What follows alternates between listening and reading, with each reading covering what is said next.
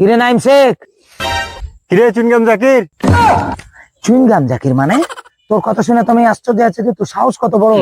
আমি বাংলাদেশ ন্যাশনাল টিমের এশিয়া কাপের সফল একজন অধিনায়ক।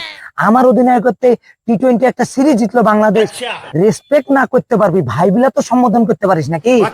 ঠিক আছে জাকির আলী ভাই, আপনাকে ভাই বলে সম্মান করলাম, কিন্তু আপনি কি জানেন আপনার ছাগলের মতো চুনগাম চাবানোর লাগে আজ আমরা ন্যাশনাল টিম থেকে জায়গা হারালাম?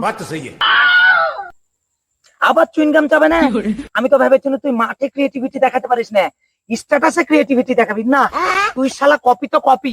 এই যুগে কেউ চ্যাট জিপিটি থেকে স্ট্যাটাস লাইবে? চুরি করলে তো আবার ধরা পড়তে হবে। স্ট্যাটাস চুরি করেও ধরা, তোর ওই স্ট্যাটাসের লাগে তোর দলে জায়গা হয়নি। আবার শালা আমার চুইংগামের দোষ দিচ্ছিস নাকি? এই চ্যাট জিপিটি আমার সর্বনাশ করে ফেললো রে। শোন নাইম শেখ, এসব নিজেদের দুর্নাম নিজেরা করে লাভ নাই। এটা লাগে বাংলাদেশের মানুষ বসে আছে। আমাদের তো ন্যাশনাল টিমে ভাই কোনো চান্স হবে না। ধান চাষ করছি, ধানটাই ভালো করে চাষ করি, তাও রুজি রুটি আসবে। ঠিকই বলেছেন চুনগাম ভাই।